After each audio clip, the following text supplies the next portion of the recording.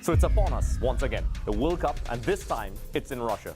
The entire world stops what they are doing for 4 weeks to focus on this. However, in the midst of all the excitement, if there is one thing that does not seem to go away, the generic, cliche, and sometimes outright inaccurate stereotypes for certain teams echoed by fans during the World Cup.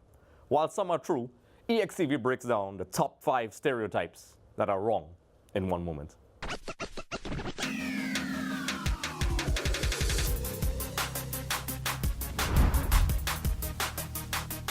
Hey everyone, and welcome to another episode of EXTV. Many experts, like clockwork, begin to recite the overused cliches and sometimes cringe-worthy statements about teams.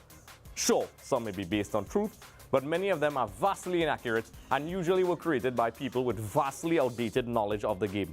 There are so many awful stereotypes, we found it difficult to narrow it down to 5. So without any further delay, let's get into it, shall we? African nations are very athletic, but not organized. I roll my eyes so much at this one that I may have ruined my vision. As far back as I can remember, I keep hearing the stereotype that African teams are disorganized and only dismissed as only athletic and they lack discipline, which Federation isn't. And while there is some truth to that, it was one of the most outdated and lazy statements to be made, often made by analysts who are either lazy or don't do enough research. You know who you are. Some of the most talented teams in recent years, such as Egypt, Senegal, Ivory Coast, among others, have performed admirably at the international tournaments, and the high standard of football at the African Nations Cup is a huge advert for the level of football on the continent.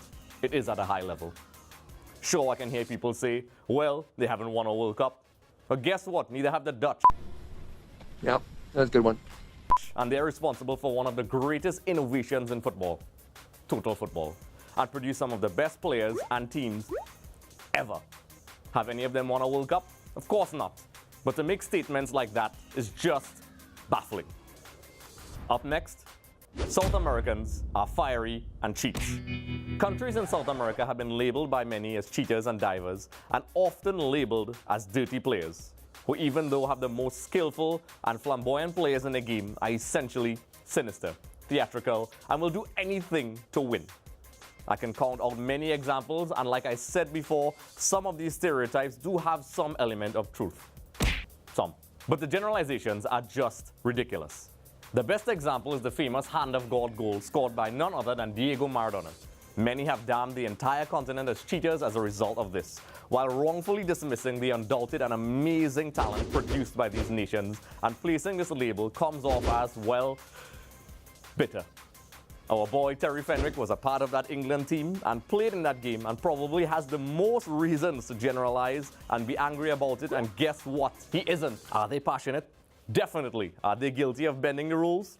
Yes, but they're not the only one. To label them all like this is totally inaccurate, and for those who are not biased will admit respectfully, cheating is a very universal thing in sport and not the sole characteristic of South American teams. Up next, Germany play ruthless, rigid, and efficient football. If I had a penny for the amount of times I heard this, I would be really annoyed because I hate pennies. This may have been true years ago, but it is far from the truth in recent years. Germany, are they serial winners? A most definite yes, but have been anything, absolutely anything, but rigid, ruthless, or efficient. To use those words to describe the way they play really does not do justice to how Germany has evolved over the last 4 World Cups, producing the most exciting footballing talent, playing more enterprising football. Germany do show nerves, however. Just look at the last World Cup, up until they destroyed Brazil 7-1. They had it tough going, and yes, they got results. They definitely, most definitely did not look like the rigid machine that the cliche preaches. The national stereotype has some basis. But the D-Mannschaft have played some of the most enterprising and entertaining football in recent years, and to throw that label on them is quite ridiculous. Up next, England have a full team of world-class players, but can't seem to win. I think everyone, including English fans, have heard this before every international tournament. The English Premier League is by far one of the most popular leagues in the world, pretty much watched by everyone. It is now attracting all the world superstars and is loaded financially. The marketing of this league is fantastic. It is marketed as the best league in the world with world-class players, when the three Lions don't perform at international level, many are found scratching their heads. Why? Why don't they perform? England has produced some of the top quality players without a doubt, but since 1966 have never won an international tournament at senior level. Roy Keane, after England were eliminated from the 2010 World Cup, said English media and fans need to be honest with themselves on what they consider world class. But you say that with England, they're in the good in division, the Premiership. Tell me the players from England who probably had a good season. So we keep talking about these players having, world-class players. They're not. The three Lions have definitely made some strides into changing their style of play without a doubt. But many have argued that the hype surrounding England is very misleading, and many often buy in to the very inaccurate favourites tag. Are you serious? Whether you love the Premiership or not, England has always promised a lot and delivered little. The most recent example was the Golden Generation. Never delivered. As I said before, England have and continue to produce top quality players. But I am sure every time someone uses the phrase England are a world-class team and labeled as title favourites, there is a collective set of eyes being rolled by more informed fans. So before we head into number one, here are some notable mentions.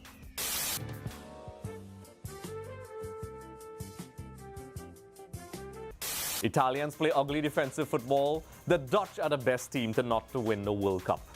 Just to name a few. And now number one on our list, drum roll. Brazil play beautiful samba football every day, all the time.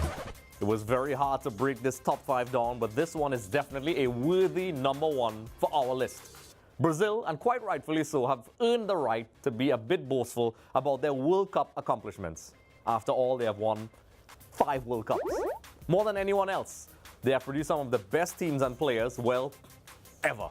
Pelé, Ronaldinho, Rivalino of the 1970s, Ronaldo, some may consider the real Ronaldo, Zico, Kaká, and so much more, just to name a few. The Brazil teams of 1970 and 1982, it's on YouTube, check it out.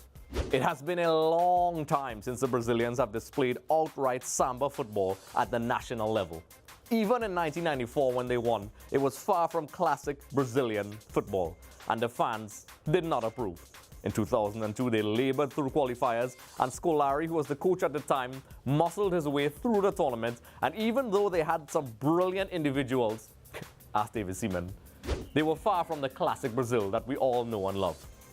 It seems that it is very easy to say that Brazil play wonderfully pure football and their players are footballing saints who can do no wrong and demolish teams is, well, unfortunately, something from the past. It simply does not exist anymore. Brazil, make no mistake, are always strong and will always be feared, but outside very few moments of brilliance, the Brazilian national team have not displayed samba in a long time. They have adapted their style of play to modern standards, and rightfully so. As I said before, Brazil earned their title as favourites without a doubt, but there seems to be an old age statement that implies that Brazil's route to the final is almost like a birthright. Just look at 2014. It seems as if even the players believed this, and only to be cruelly brought down to earth by Germany. We know Brazil may go on to win the World Cup in Russia, but not because of samba, but because they have managed to mix their beautiful style and merged it with organization needed for modern football. So there you have it, folks. EXTV's top 5 World Cup stereotypes that are wrong. All these statements are based in some form of truth, but are often sensationalized and constantly repeated. Football has become globalized and the game has changed significantly. Teams are breaking tradition. The established powers are being challenged. Just ask Italy and Holland. Too soon? Yeah, too soon. The eras of traditional stereotypes are sadly a reflection of outdated mindsets. Teams like Spain, who were once labeled as habitual flops, are now a world power. A statement, if made before Euro 2008, was laughable. And it's okay if you disagree, but one thing is certain, you will hear at every World Cup the previously mentioned statements.